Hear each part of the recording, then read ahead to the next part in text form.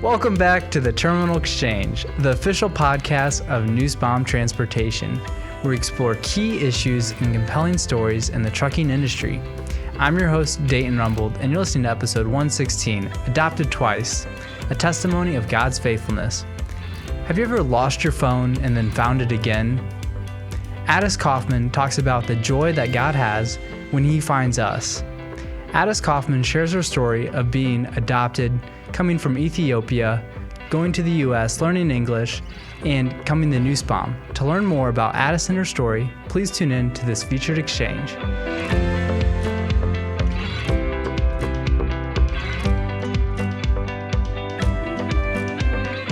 Welcome back to the Terminal Exchange, the official podcast of Nussbaum Transportation.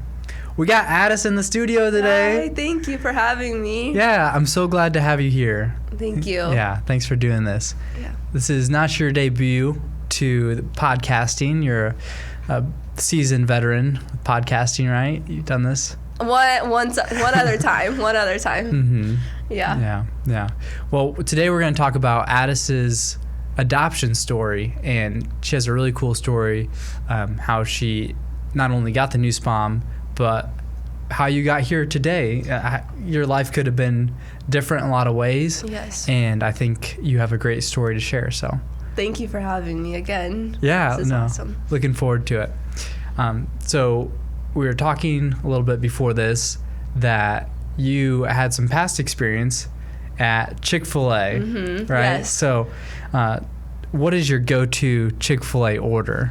I love the good old spicy deluxe sandwich meal, but without the tomatoes in it. Okay. I would rather not have the tomatoes. No tomatoes? And then Colby Jack cheese instead of pepper jack cheese. Okay. So, swap out the Colby for the cheddar. yes. Okay. Yep. Interesting order. Yeah. And also with this, so your boss right now, your manager, Yes. was my team leader when I used to work at Chick-fil-A.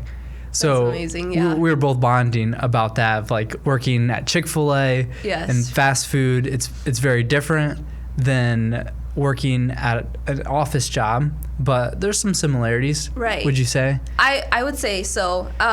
Definitely, Chick-fil-A taught me perseverance, keep going, even though sometimes we worked in hard weathers and things like that, but and multitasking too, so that this job helps me, it's helped me grow into the position I'm in right now. So Yeah.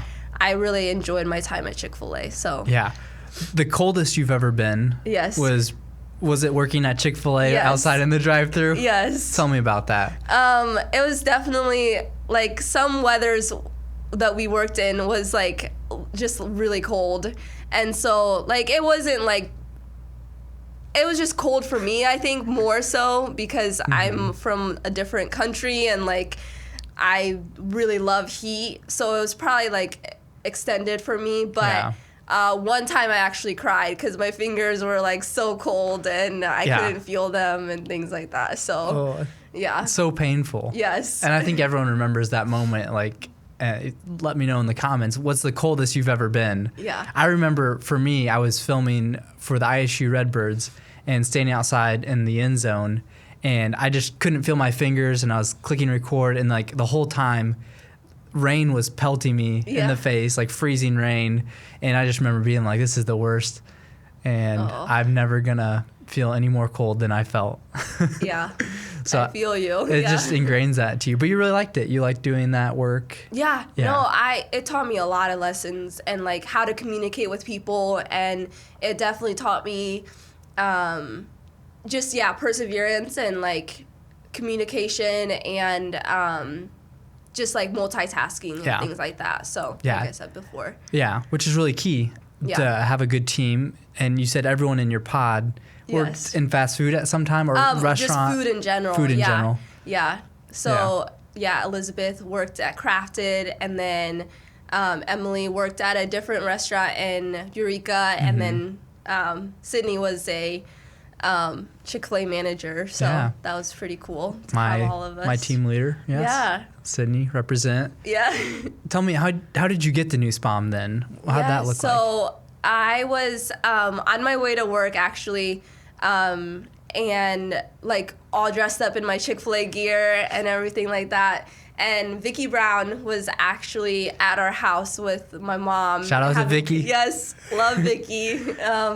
And so she was like, hey, you know what would be a perfect company for you? I think you would be perfect at Nussbaum, where I work. And so my mom and I started talking about it, and I applied and sent my resume in, and it was definitely like God's plan all along for me to end up here.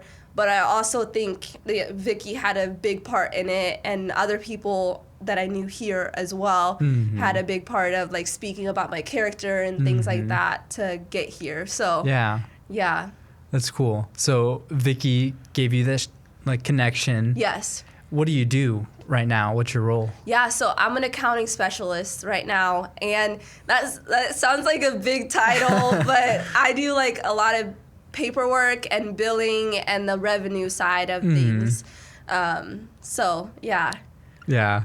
So you're asking people, give me your money. Yes, basically. Make sure you pay us. And at the beginning, I had a hard time doing that, like for collections. Yeah. And like you got to do it. I still had to do it, but it was just like very hard for me because that was not my personality to like be like not rude. Like I'm not being rude when I do things, but it's just like more upfront and like just like kind of demanding a little bit. You like it's our money, so we need to collect it. So for sure, that was hard for me. Really difficult. Yeah. Yeah, that's a really difficult thing to do when people don't pay on time or don't pay at all. So it's very frustrating. Really probably your least favorite part of the job, maybe? No. Yeah, at the beginning it was. Now like it's you don't mind it. I don't mind it, and I like being on phone calls with people, and like it's more personal that way. Like they're not going to blow me off like as an email they would. So yeah,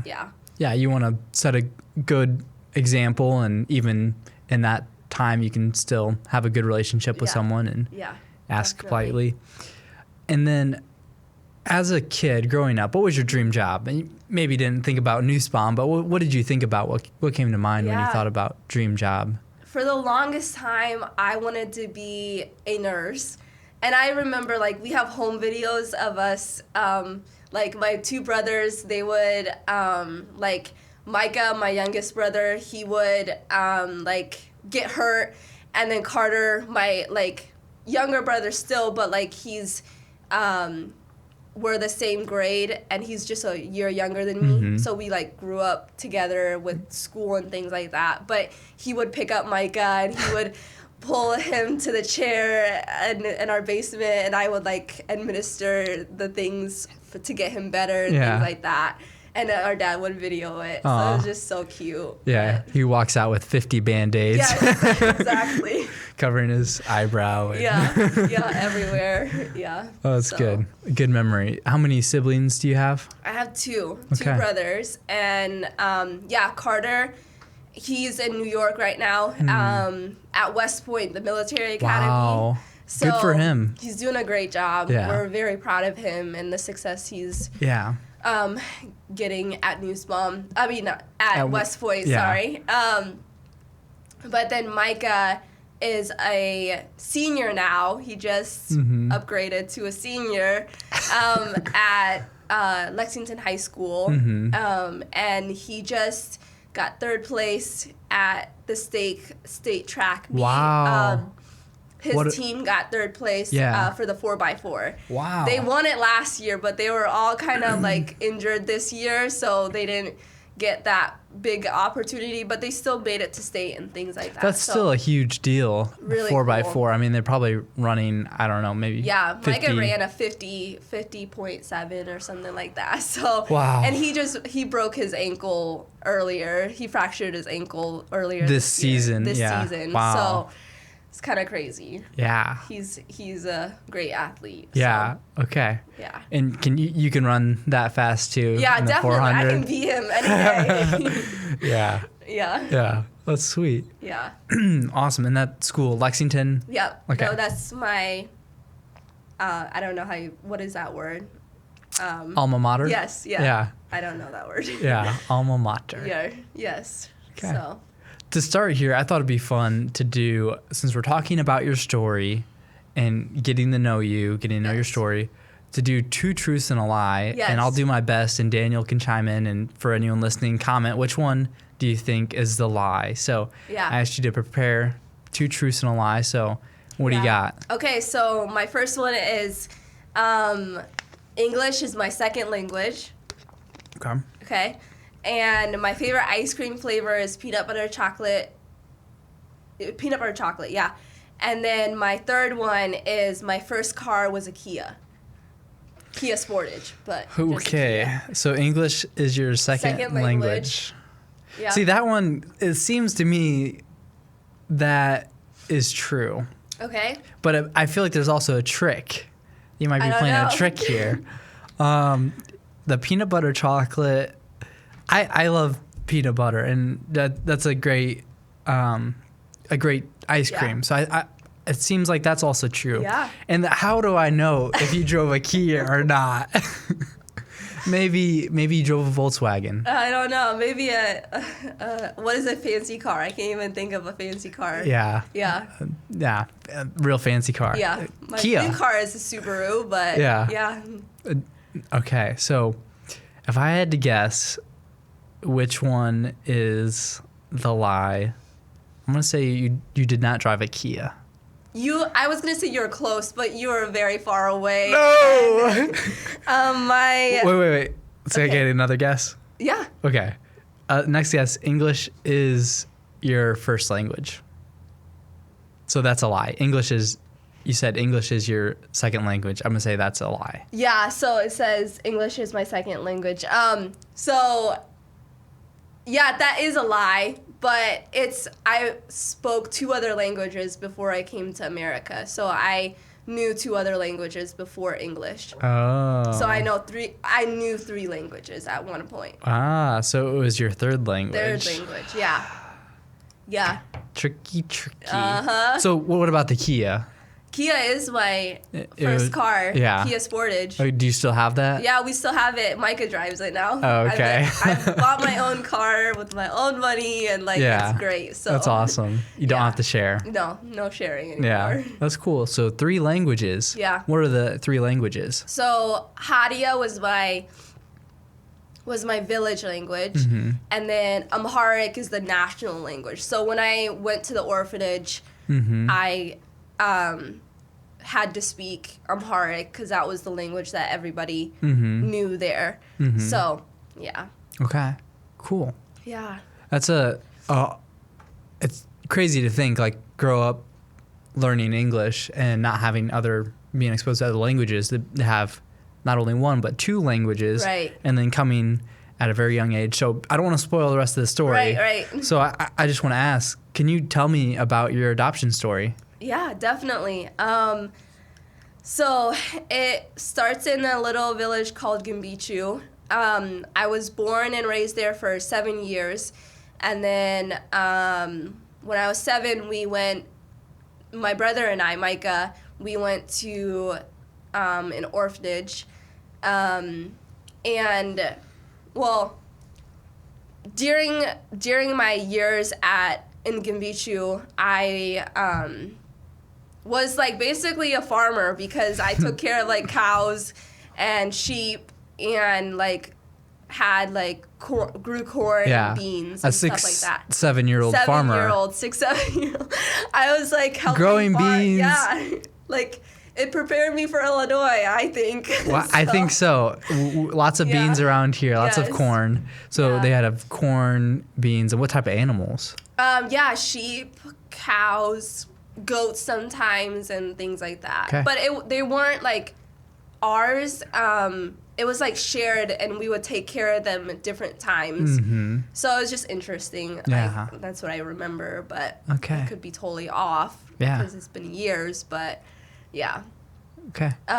So then. So most people are off in, would that be like first grade? Yeah, and I'm kindergarten. planting corn. You're planting corn, so you did not, there's no school. You're planting corn. Yeah, there was a school, but it was for like a little bit older, Sure. like older kids. So I didn't get to go. I took care of Micah also. He was like by my side, and he was only 2 years old when we got adopted. So he was very young when I was in Ethiopia. So yeah, I got to take care of him. Older too. sister. Yes. Yeah. Okay. So, a little background of that. And then we went off to the orphanage one day, and we were there for about 6 months to a year in the orphanage. And during my time in the orphanage, it was very like hard because I didn't know really what was going on, and like I had one friend in the orphanage, like a best friend in the orphanage, and she actually got adopted at the same time as us, and by a family that my parents knew through the adoption system. Yeah. And her name is Lemlem. She's Lemlem Tardowski, I think. Okay. Now she's married, so shout out to her. Where does she live now? She lives in Kentucky right now. Not too far. Yeah, couple hours. Louisville, I think. Yeah.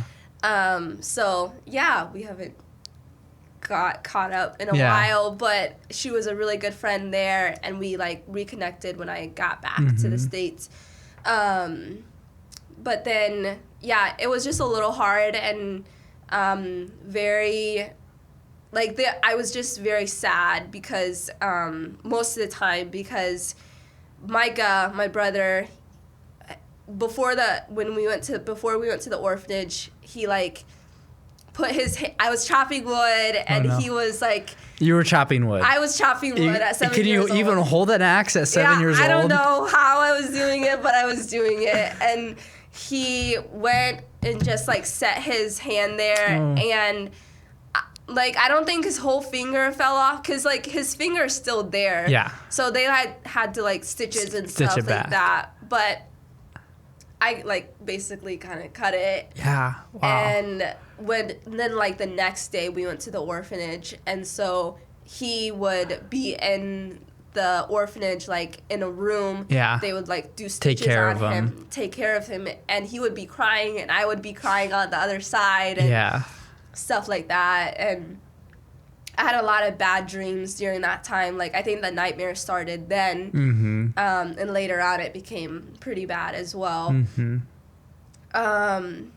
Yeah, and that's some of the most difficult pain to walk through is when someone else, you're in a lot of ways being a provider for your brother Micah. Yeah. Like you're kind of looking out for each other, siblings.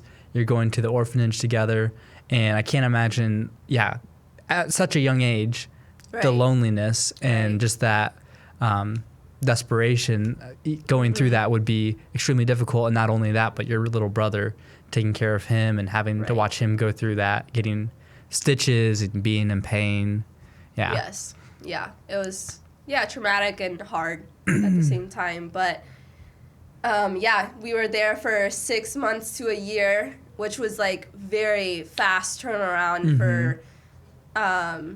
for orphans to be like, it was all God, because he had it planned before time that we would be there, and we would be there for that short amount of time. And I actually cut my finger as well during that time. I was in the orphanage. Not chopping wood, hopefully. Not chopping wood that time, but I was swinging on the like the post or whatever, like the gate, and it like you can tell there's like right here, like it like was like this part was like that. It opened up, and then I had to get stitches. No. So, lots of finger stories. Yeah, lots of stitch stories. Yes, yes. So, we were there for 6 months to a year. And then, like, one day we heard the news of our parents were going to come pick us up, and, like, we were going to get adopted. And it was probably, like, a month or a few weeks after we heard the news that they came. And it was in the courtyard, and I wish I had the picture, but, like, it was the cutest picture ever because when we hugged them, it just felt so natural and so at peace. I just felt like they were mine and I was theirs, and I was crying, and, like, my parents were crying, and it was just, like, an amazing feeling of, like, completeness. It just felt like. So that was amazing. So you felt like you trusted them? Yes. And from then on, I haven't felt that kind of peace, like, since then. Like, that kind of, I felt different peaceful moments, but, that, like, same level. That level was just, like, it was fully from God, and it was just letting me know that I can trust them, and they're gonna do everything they can to provide for me and things like that. And at a 7-year-old's brain, like, that was just very cool how that happened. Yeah, he knew you needed that. Right. That confirmation, and God cares about those little things and working through that. So that's really cool. So you felt this overwhelming just peace and settledness, and your parents are going to go through with this adoption. Yes. Yeah. So how did it go down? So after meeting them, we went off to, like, a transition home with them and in Ethiopia, and so we were there for about a week, and then my paperwork was wrong. So Mom and Micah flew to America, and then Dad without me. Dad and I stayed. He stayed for another week with me, trying to see if, like, they would get it done by then, but they couldn't. So he had to leave as well. But that little time with just us two was so precious because he, like, took me to all of these, like, amusement places and, like, amusement park, church, and, like, we ate really good food. And I remember one time came out of a restaurant, and I remember there was, like, 2 boys that were like, kind of begging for food and, like, stuff like that. Yeah. And we had leftovers, and I was like, can I go give them this? You remember that? Yeah, I remember that. And he was like, yes, of course. And so, like, we gave them food and things like that. Cool. So that was really cool. So how did your parents get connected to Ethiopia? I was just thinking, like, how did... Yeah. It sounds like he knew his way around a little bit in that area. I think they had... I might be wrong, but I think they had visited before, but they went through America World for the international adoption and things like that. But I don't know if he knew the area a lot, or if it was just, like, a small enough area that he knew beforehand. So I'm get to know the church and get to know some of those places. Right. And I think we had a guide too. So that makes sense. That I can't remember his name, but I think there was a guide, so that helps too. Yeah, it would be hard navigating the language. And yes. Like you said, Gimbichu is a smaller village, rural. Yeah, so we were in Addis Ababa. Oh, that was in Addis Ababa. Yeah, the orphanage was in Addis. Which that sounds awfully familiar. So Yeah, so my name, they named me based off of the capital of Ethiopia. So it's Addis Ababa, but we just took the Ababa out and just kept it Addis, so it would be better to pronounce, like, better than Tigis. But my middle name is Tigis, which is my name as well. It was my Ethiopian name. So I have 2 Ethiopian names. Okay. So that's kind of cool. So it's Addis Tigis Coffman. Yep. Okay, what does Tigis mean? Tigis means patience, and then Addis means new. So new flower is Addis Ababa. So I didn't get the flower part. I got the new part. So new patience. New patience. Yeah. I don't know. I don't know how that works. You're getting new patience every day. Every day, yes. You need it. Yes. for your job. No. Yes. That's cool. Patience. Tigges. Yeah. You said, we were talking about this, if you ever had a podcast, Yes. you would call it. Yeah, Thoughts by Tigges or Talking with Tigges. I don't know. I think that would be cool. Yeah, nice So, ring to it. yeah. Talks with Tigges. Yeah. That's what we got going on today. Yes. Yeah. And all right, so this time your dad's with you. Yes. And then he has to go back. Right. And then what happens after that? After that, I was in the orphanage for about another month. It was a short amount of time before my paperwork was right.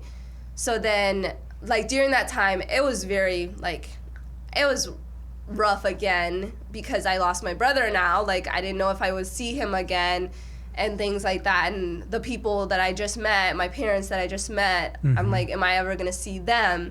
And so, like, I had a lot of nightmares. And then there was, like, nobody to comfort me during that time. And then I remember one day I was taking a nap in the orphanage, and somebody woke me up, and they told me that there's like a care package from my parents from America, and somebody was delivering it to me, somebody that my parents knew, and it was the Rices. Oh, yeah. And the cool story about the Rices, they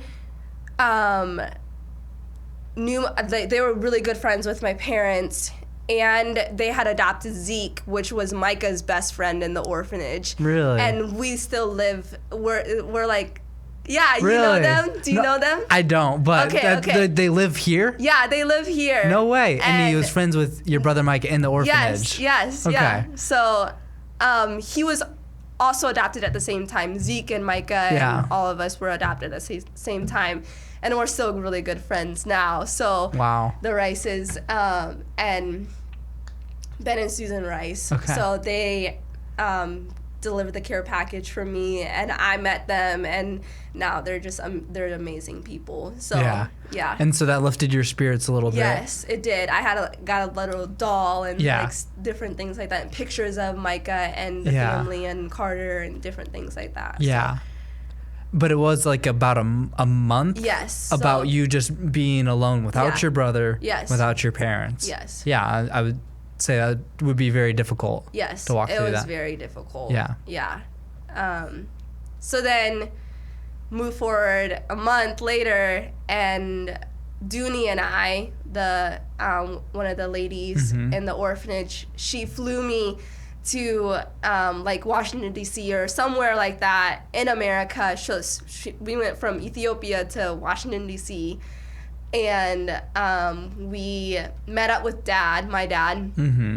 And when I saw him, I ran to him and hugged him, and I was not very apprehensive about it. I was like very like comfortable and knew who he was and things like that. So that was really cool. But during the flight, because I had never been on a flight before, I don't even know how I did it, because now, like, thinking about it, like, I don't know if I was just like so like overwhelmed with everything that I didn't realize I was on a plane and like going up, thousands of feet up in the air. And so I like drank Coke and like ate food while she was sleeping. You're just having a great time. Yes, this is the best. Yeah. Where are we going? My experience, yeah.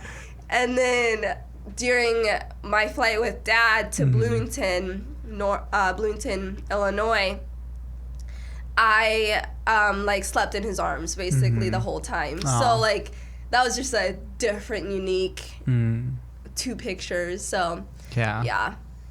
So yeah, Dooney took you to Washington or somewhere like that, and then you rode with your dad. Yes. To Bloomington, and that was probably a good way to start that relationship, being able to sleep in his arms. Yeah, the bond. Yeah. The bond there. Yeah. So, and then while we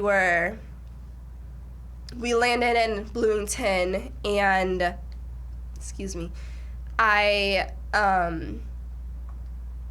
the first person that met me in the airport was my brother Carter, and he took my hand all like at the exact time we like got into the airport. He took my hand and like he like literally just showed me around to everybody, and then he was like say Addis, because that was my new name and things like that. So it was the cutest thing ever. Aww. We were like the same height and like no way. Just like so like I think I was a little bit taller than him. Yeah. But still, now he's like way taller than me, so it doesn't really matter. Yeah. Yeah. He's just so proud. This is her. She's here. Yes. She made it. Yeah. My sister. And I actually like cried because I was like overwhelmed with happiness, but also like it was a bunch of people waiting to see me and see Dad and things like that. So that was just really cool and like overwhelming at the same time. And I came like dead winter. So oh no. I saw snow for the first time and felt the cold for the first time and all of that. And you said this is gonna be different. Yes. Yeah. Wow. So, yeah, that's a great welcoming party. Yes. Yeah. Lots of people. I remember. A lot of different emotions. Yes. Facing that going on. Yeah. Yeah. With those early days of coming into the U.S., what did that look like? How did you get acclimated? How did you start learning English? Yeah. Yeah. So my mom, bless her heart, she took hours upon hours of her time and she taught me English. And I remember like the hardest thing for me, there was a lot of hard things about like learning English and math and things like that, but the hardest thing for me was the past tense and the present tense, like present and like future. I like jumbled all those together and we would practice and I would never get it. Yeah. And now look at me, I'm like you're a pro speaking English.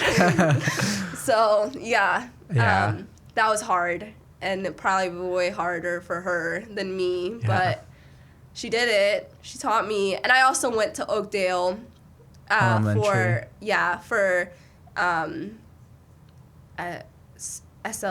ESL. Yeah, sorry. Yep. ESL. So that was pretty cool. Yeah. That's cool that she helped you learn that along the way. Yes. Really spend that time. It's hard. I mean, I can't, like, you didn't know any English? You're very little No, I English? didn't know a single word in English. I did not know. Okay. Yeah. Did you have a favorite word that you really liked when you were first learning? Pizza? Yeah. Well, you really enjoyed getting to have some pizza? Yeah. I loved pizza. I loved it so much. In fact, I kissed the TV whenever the Pizza Hut commercial came out, which Pizza Hut isn't the best pizza anyway. Whoa. Careful about the Pizza Hut. Yeah, I like Papa John's. Okay. It's really good. Okay. And Casey's. Casey's is pretty good. Okay. Yeah. Papa John's. And Giordano's. Casey's. Giordano's. Do you have a favorite pizza place? I would say, like, for deep dish, it's Giordano's. And, like, for every day, it's, like, Casey's. Okay. That's a hot take. Really? Not everyone likes Casey's pizza. Really? They'll say it's too greasy or stuff like that. Well, we make it good at our Casey's. The Casey's you go to, Lexington Casey's is good. I like Casey's breakfast pizza. Yeah, that's pretty good. I like it. Yeah, I do too. So you were getting acclimated to everything about America, including the cuisine, the food, the pizza. Yes. Yeah, what else do you remember about those early days? Yeah. Getting to know your family. What did that look like? Getting to know your brothers and... Yeah, so Micah already had picked up on some English when I first got to America because he had been there for several months. And so then it was like hard to like even talk to him because he had already learned English. And so I had to quickly learn English so I could talk to people. Yeah.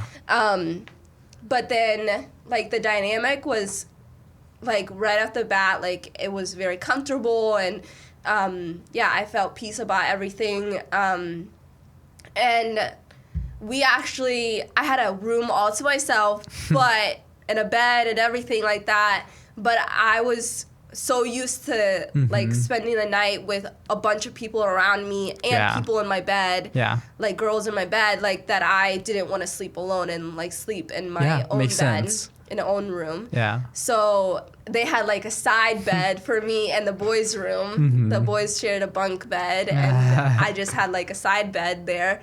So for several months I did that. Yeah. And then one night I was like, I can sleep in my own in my own room. And so we went into my own room that was like beautifully decorated with butterflies and like purple and pink. And like it was so sweet. But then I had like a lot of nightmares after I moved into that room. Yeah. I think like just getting acclimated, and a lot of nightmares about Ethiopia and like and different things like that, and trauma, all the things. But I remember like I would wake up crying and distressed and like sweaty and like a lot of tears, and my mom would always hear me, and like she would come into my room and she would just love on me and say like it's okay, like you're gonna be okay, and like she would pray for me too, and like it was just amazing like how she was there for me, because I never had that in the orphanage or before that. Like I didn't have somebody saying it's okay, and like I'm here for you and I love you, and like there's nothing to be fearful about. So because you had those night terrors in the orphanage, and then having them and going through identity shift, coming back, and to have her say, I'm here for you, it's okay, I love you, like all that stuff. It's makes a difference, a world of difference. So was that some of the identity, trying to figure that out, was that difficult, like coming back and like getting to know your family in that way? It definitely was. There was a lot of I struggled with finding my identity, one in Christ, and two like in like where I fit in school, and like outside of school, and friends and church and different things like that, because it's not always sunshine and butterflies with adoption as well, because there's just a lot of heartache and trauma, and like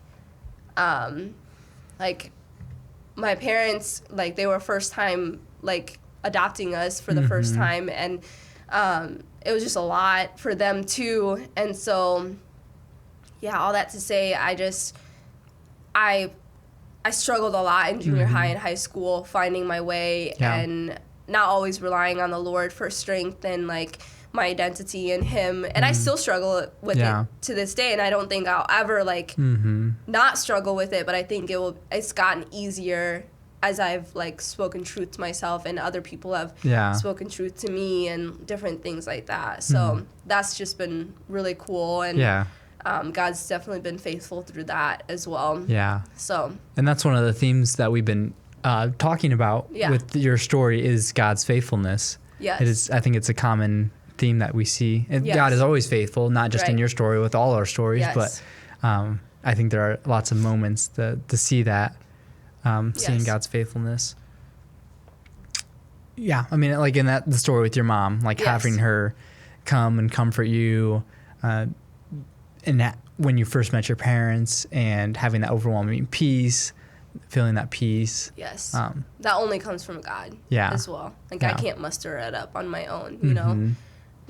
And even through those difficult times, like being able to spending a month alone without your brother, without your parents, seeing how God worked through that even was a big thing too. And I think that's like, I know I usually don't like to be alone at all.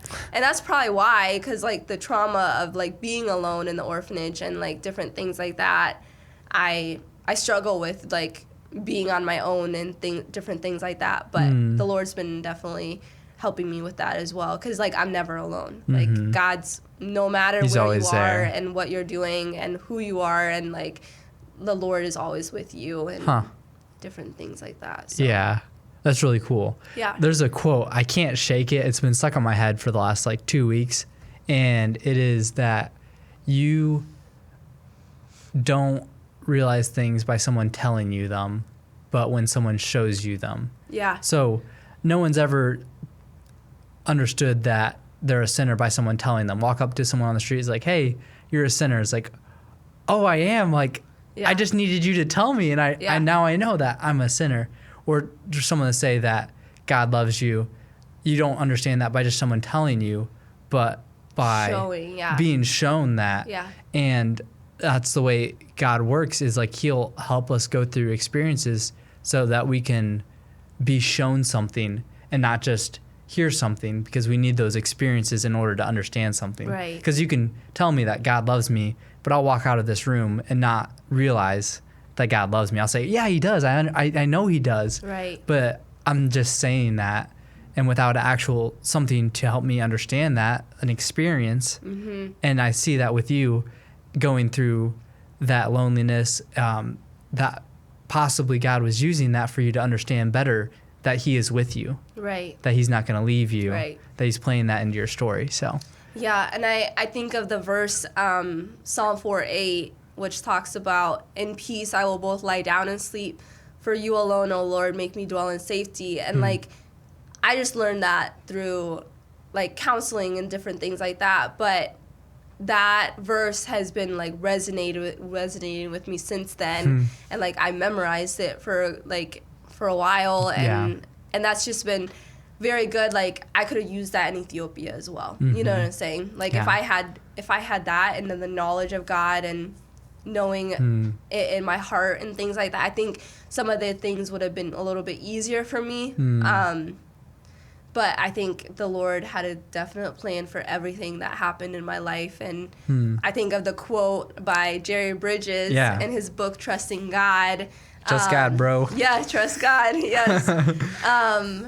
He talks about, in one of his chapters, trust about our suffering, and why does suffering happen, and like, why does God allow that to happen. And he says our suffering has meaning and purpose in God's eternal plan. And I full-heartedly believe that, because there have been like trauma and suffering in my life, and there's been trauma and suffering in everybody's life, no matter if you think about it or not. Like, there's bound to be things, or if you haven't experienced it, you will experience it. We're not going to leave life unscathed. No. Yeah. So, and even for the longest time, I thought, like, a selfish way, I thought my suffering was like the most suffering that like more so than other people's story. And so that was a very selfish way to think about it. It's also personal. I mean, I think that's it's right. I mean, that's how you felt, and I think that a lot of people can feel similar to that. Right. Makes sense. Right. Yeah. But the Lord has opened my eyes to see, like, you know what? There's a lot of people who go through harder things, easier things. Everybody has a different story. And so, like, I would encourage everybody to, like, share their story and share the hard things, the good things, and somebody will, like, glean from that at some point. Yep. Yeah, your suffering is not meaningless. Yeah. Your suffering has a meaning. Yes. God has a plan for you, a plan for your story. And so to ask yourself, when something goes on, what is God trying to do here? Right. Like, looking back at your story, whether it's your whole life or just a period of your life, and seeing, like, okay, for those listening, like, how is God using this? So, like, what is he doing here? Yeah. Yeah. I think, he has a perfect plan, and sometimes I don't realize that he has a perfect plan because it's so hard in the moment to realize that there's something good that's coming out of this heartache. But but what Jerry said, and our eternal plan, in its eternal plan, like, he does have that in our plan, and he does have me getting adopted with this family, with these parents, with this church family, like, before time began. And that, like, took a lot for me to realize for the longest time. And I still, like, can't comprehend it sometimes that, like, why did I have to go through those things? And why? And the why question, and, like, why was I taken to an orphanage? Why do I have to remember all those traumatic stories and different things like that? But he is faithful, and he is good, and there is so much I can learn from my story. And I think he uses the heartache and the pain for his glory as well, but also for others to know about him and his faithfulness. Because if I just was, like, not talking about my story and never saying anything that is good from my story that came out of it, like, it wouldn't be glorifying God. Like, he has me here, and I think this is a great opportunity that I get to share my story. Yeah, and I was a absolutely. little nervous about it. I'm not going to lie. Like, there's nerves, but I think he's given me that peace again of just reassurance that I am sharing his story, not my story. You know what I'm saying? So, through me. Yeah. Yeah. Yeah, he has a reason for it. I'm going to quote you from when we talked earlier. Yeah. You said, God puts these things in our lives so that we can tell others of his faithfulness. Yeah. I thought that's cool. So, like, he's using you to testify. Yes. To share this with other people. Yes. I think that's really cool. Yeah. And I think also with what you're saying, too, it's like, why? Why would he do these things? Why would he do it this way? We know that God's not cruel. Yes. He does want to use it for his glory, for the fame of his name, but he's not a cruel God. He's not doing this for no reason. And I also think for myself, if I always got what I wanted, it wouldn't be good. Right. That if I always got the things that I wanted, I would not be a great person. And that God withholds things or gives us different things for reasons that we would be edified, that we could grow, be sanctified. I was thinking about that. Yeah. Yeah. It's so true. Because our desires are so much different than what God desires for us. Yeah. And it's like God's desires are so much higher and better for us than we can even comprehend. So that's been really interesting for me to study out as well, because my desire could be good, like my desire to like have a family one day and desire. get married and like and different things like that. But if my desire is not fully aligned with God's desire of like knowing him the best I can and like all of him and like him knowing all of me, then like that desire of being married and a husband and like kids, that could like trump what God desires for me at that in this moment and different things like that. So and he wants to use those experiences to help us understand going on and understand who he is better. That's really good. Really good thoughts. And I appreciate you looking back. How else have you seen God's faithfulness in your life? Not just your adoption, but are there any other things that come to mind? Yeah.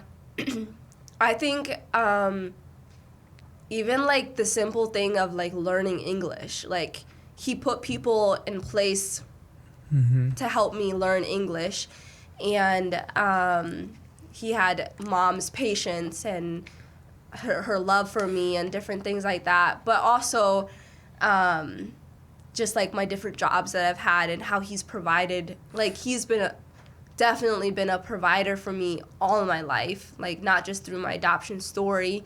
He's provided jobs and a good school, a good church, loving family around me, and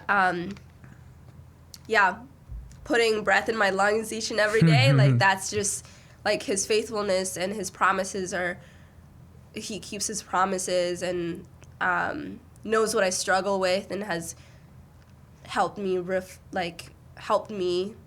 those temptations and different things like that. And I think like providing this job was also a very much God's faithfulness, because I didn't go to college and I don't have a college degree or anything like that. And I think he put people in place before me to go ahead of me, and he knew that I would end up here as well, talking to you on a podcast, like being able to share your story.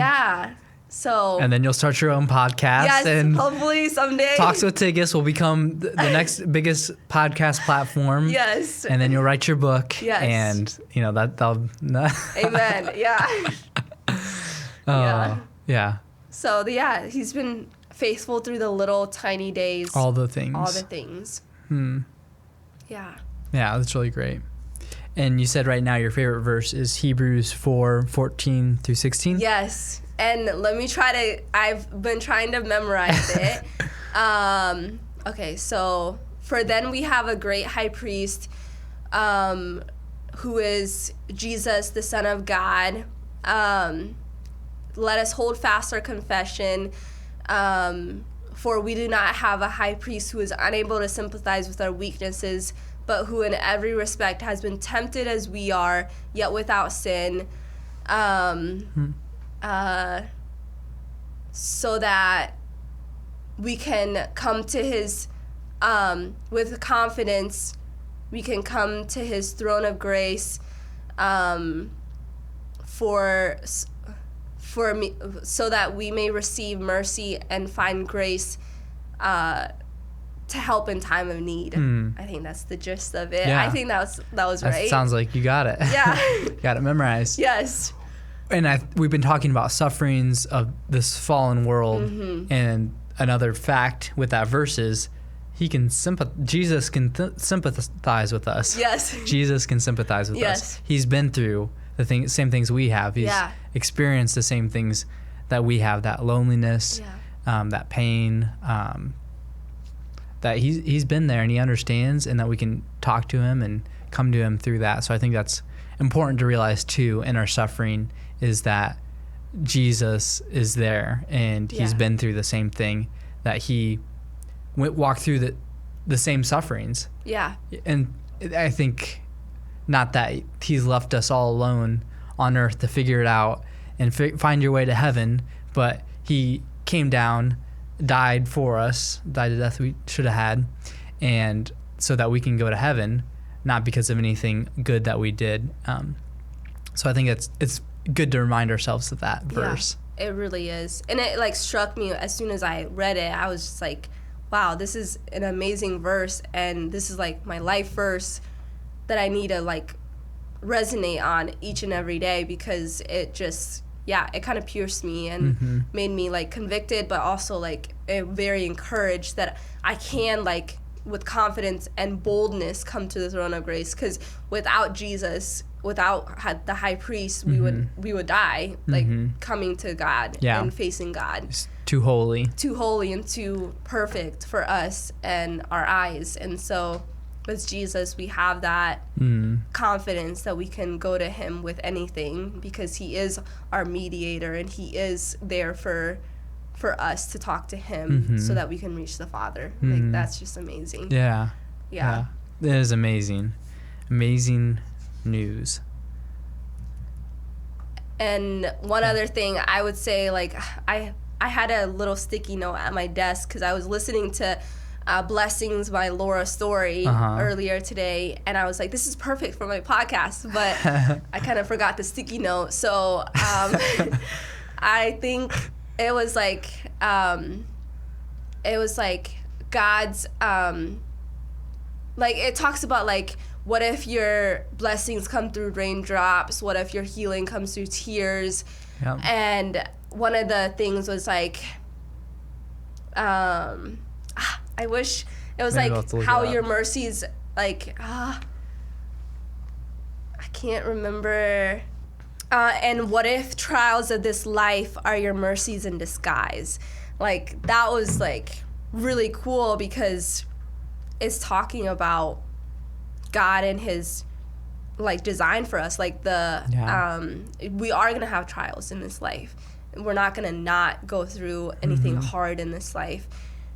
But what if those are mercies in disguise? Like, what if he's pulling us through that to grow us closer to him, so that we can glorify him later on with our stories and let others know about his faithfulness.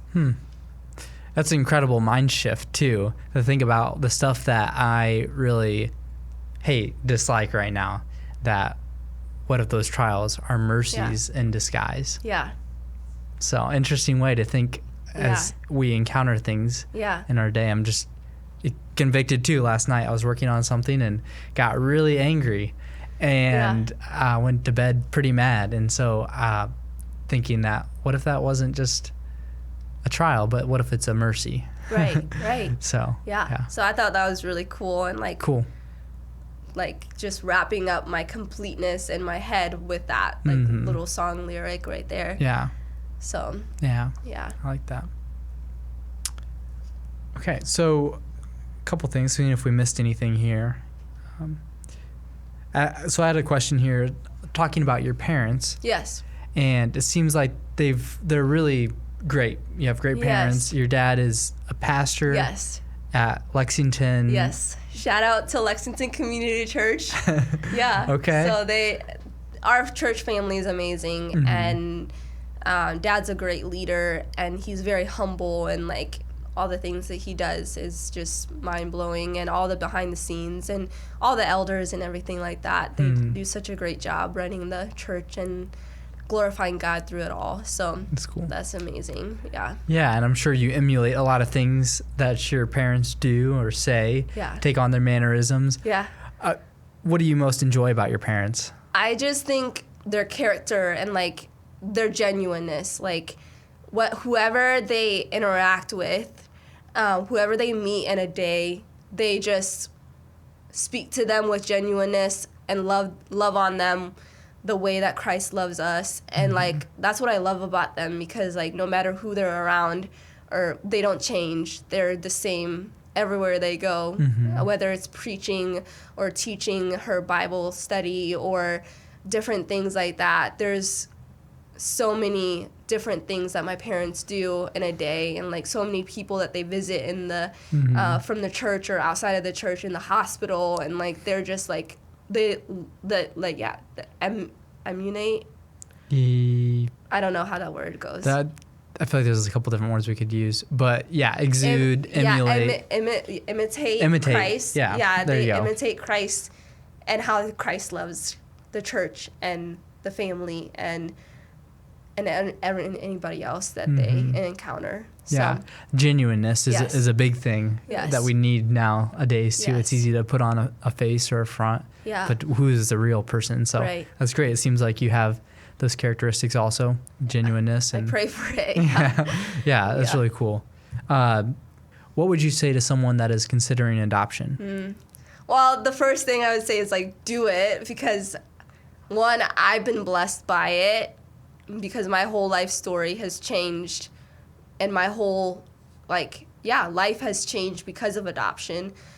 But also I think my parents' lives have changed through adoption as well, and so it's not one-sided. It's a blessing for both, but I think you have to realize there's gonna be like heartache and trauma, and especially adopting older kids, there is going to be like a lot of trauma that I faced in my life that will come into the relationship. And so it's not going to be sunshine and rainbows and butterflies and different things like that. But I think adoption is like God calls us to that too. And I plan to adopt when I'm older and married and things like that. So I think, do it, and I don't think you'll ever regret it if you have Christ in you, and are getting His strength from Him, not your own mustering up your own strength, because it's hard. A lot of work. Yeah, it's a lot of work. I remember one time there was like a couple, and they were like, Addis, we want a little girl just like you, and it's kind of a sad story, so I don't know, but they were like, we want to like get a girl just like you, and like you're beautiful and like all of that. And then they got a foster little girl, and they just didn't think it was gonna be like hard at all, and it was very hard. It's very hard to get a foster child and things like that, and so they ended up like giving her up again. And that little girl saw a family one time, and then like totally. And then that's the thing. Like if you go into it, you have to fully commit to it. You can't just say, I want an easy way of like having a child or anything like that. Like it's hard, and you have to really realize it's hard, but it's also a major blessing for both parties. Yeah. You have to be ready for that. Yes. Yeah. No. Yeah, and I don't think they realize that either. So that's a great a warning too, Yeah. to say too. It's a huge blessing. Yeah. But there is trauma that it's hard to work. Yeah. So, no, thanks for sharing that. Yeah. But do it. But do it. Yes. Go do it. Yeah. Okay. Being adopted, does that change your understanding of what it means to be a child of God? Is that something that helps you? Oh, yeah, most definitely. I thought it was like changing. Okay. But I definitely think that is like, it has helped me understand it even better, I feel like, because we all are adopted into God's family and as children of God. But for me to have that visual representation of me being adopted to an earthly family and an earthly father and mother, like that's helped me understand a lot about like how God loves and how he is there for us no matter what and different things like that. So it does not it changes my outlook on it a little bit, but the whole thing about being adopted into God's family is a major thing as well. So I feel like I had more on that. Yeah, that's good. How does seeing God's faithfulness change you? Yeah, so I think one of the big things is like it makes me want to be more like him, like more like Christ, like to imitate Christ and what he does, and like I want to be a blessing to those around me and different things like that, and however way I go about life.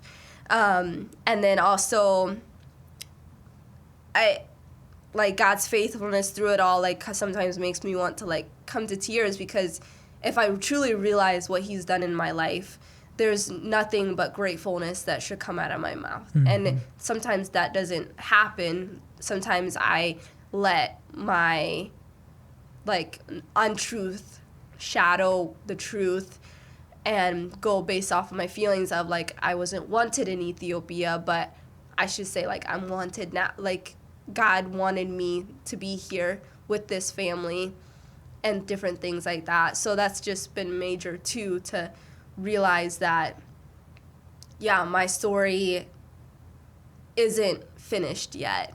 And there's so much more to it than just my adoption story and different things like that, and how the Lord's faithfulness is going to teach me to be more like Christ each and every day. So, yeah. And then I've heard it said best, theology. Well, I was going to say before that I wanted to say too, when you're adopted, you become a part of the family. And part of the family, Jesus being the older brother, you're becoming like that family. Yeah. And I think that's what you were saying too, like becoming like Jesus. Exactly. And, so yeah. All right, you can go on now. And then talking about, I heard in my young adults ministry that I go to, the leader Brian, he said, I don't think he came up with this, so I think a lot of people say it, but it just hit me when he said it. It was theology should lead to doxology. And so like God's faithfulness, knowing about God's faithfulness should lead me to praise him even more and get to know him on a deeper level, and just like be confident to like come to him with things, because I know he's been faithful. Just like my parents, how they've taught me to come to them with whatever.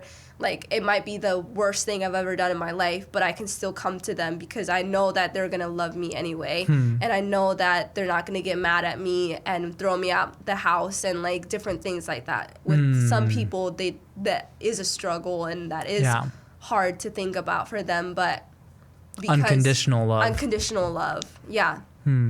So that's just awesome to think about too. Like, theology leads to doxology. And whenever I do read my Bible and like learn about God's word and learning about God's character and different things like that, it does make me want to like get up, jump up and down and say like, look at what I've learned. Like, look at what God's doing, how he's been faithful in my life. And sharing your story and different things like that. That's cool. And then it makes me want to trust him more as well. Trust is very hard for me, like trusting people and trusting. It's been very, very hard. That's a hard lesson for me to learn.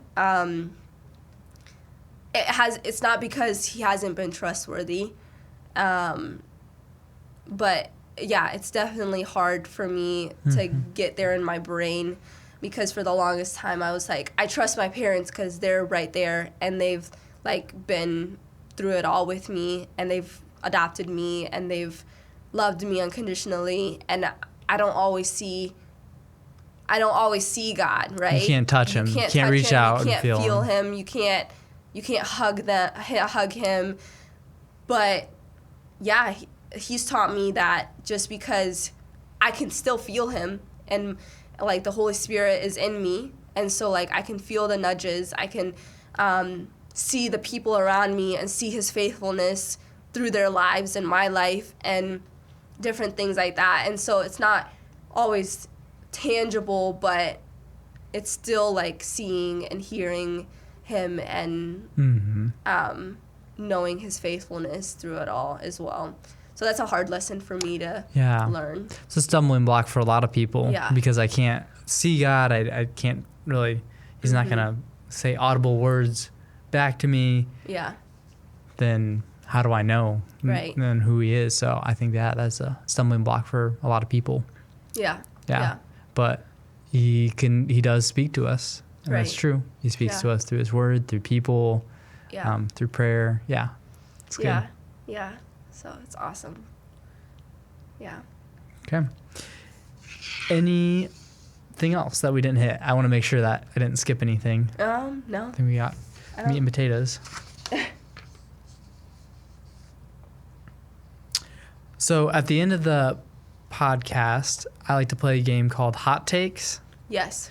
So I got a couple controversial items that I've come up with, and you can agree or disagree. Okay. It's up to you, whatever you think about this hot take. Okay. So I got some real hot takes today. I decided to switch up my style, and I went extra hot today. Oh, boy. Spicy picante. We got them hot takes. So you ready? Yes. All right, first one. Chick-fil-A is overrated. It's a hot take. You're not supposed to like it. I don't like it. I think it's really good. I really think it's really good. I'm not saying it's bad. I'm just saying it might be overrated. Okay. Let's see. I told you I went spicy, extra picante. I feel like a lot of people say that until they like try it. I don't know. Some people might not try it and just think like, oh, it's overrated, so I'm not going to try it.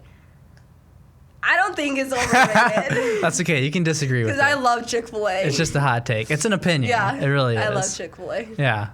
Let's go with it. Yeah. Chick-fil-A is not overrated. Yes. Yeah. Carrots are better without ranch. Without ranch? Yeah. No. They're better with ranch. Ranch. Okay. Yeah, I love ranch. Yeah, like I said, this is another hot take. Yeah. So, yeah, turning over the hot takes. Yeah, I mean, if you want to be healthy, you should probably not eat it with ranch. Sure. But that's just... I, in my personal opinion, I think it ruins the taste of the carrot when you get ranch. We're like disagreeing on all of this stuff. I had to switch it up. I felt like with these hot takes, I was always going the easy route. Now I'm like, okay, I'm making it go the hard way. Yeah. All right, pizza should be eaten with a fork and knife. What is wrong with you? Like deep dish, I understand. Like Giordano's pizza, yes, but like everything else, you just like. What if you don't want to get messy? Are you on a date or something? I don't know. When are you eating pizza? Maybe. Okay, maybe then. I don't know. Okay. Yeah, I would probably be self-conscious about that more than like at home just eating pizza. Yeah. Otherwise, you're always just gonna grab it straight out and just eat it. Yeah. That's probably the popular opinion. Yeah. I've never done it. Maybe I've done it once. Fork and knife. Eat it like. Yeah, with a fork. Oh, okay. I was gonna say you've only eaten it once with. I was searching hard for some good hot takes. So I think I found some controversial items. Yeah. So, And I'm very opinionated too. So do you have any personal hot takes that you would like to share? Pineapple on pizza. You're a fan of pineapple on pizza? Yeah, I think it's really good. I agree. It's a hot. Okay, I'll go with that. we agreed on something. Yeah, there you go. Yeah. Mango on pizza. I've never had it, so I haven't either. I can't say yes or no to it. Yeah, maybe we'll try it out and find out. Yeah, why not? Maybe. Sardines on pizza? I don't think they should ever be on pizza. Yeah, I agree with that. Yeah. I don't want that. Yeah, that's nasty. Get that out of here. Yeah. Yeah. Any shout outs you want to do? People in your life? Oh man, there's so many people. Yeah, my parents, my brothers, and my whole family, of course. And then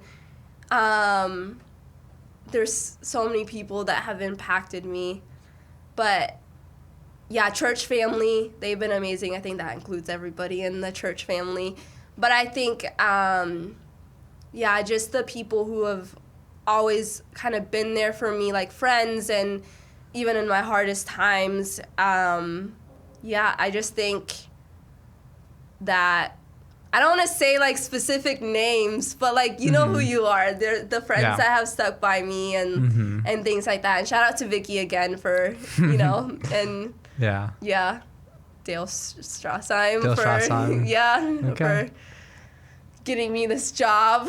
Yeah. Sweet. So that's awesome. Okay. Yeah. Yeah. Thank you so much. Thank you for all that you do for Nussbaum. Yes. And I know you boost a lot of people's moods, bring a lot of joy, positivity, and it makes a big day. It makes a big difference to your coworkers and the people you interact with. So thank you for doing that, for crunching the numbers and making sure people pay us. Yes. That's awesome. So thank you again. And thank you for listening. And please comment your hot takes below. And until next time, stay purpose-driven and own it every moment. Hey everyone, this is Caleb from Nussbaum Recruiting, and I'd love to answer any questions you have about driving with us. Give us a call at 309-268-1199 or visit nussbaumjobs.com. Hope to talk to you soon. You've been listening to Terminal Exchange, the official podcast of Nussbaum Transportation. If you're enjoying our content, please leave us a review. Your reviews help us spread the word about these important topics and invite more people into the conversation. You can rate and review us on your podcast app or visit us online at terminalexchange.org. New episodes arrive every other Tuesday, so be sure to subscribe wherever you get your podcasts. You can also follow Nussbaum on your favorite social media platforms and be the first to know when new episodes are released. Thanks for listening. Until next time, own every moment and stay purpose-driven.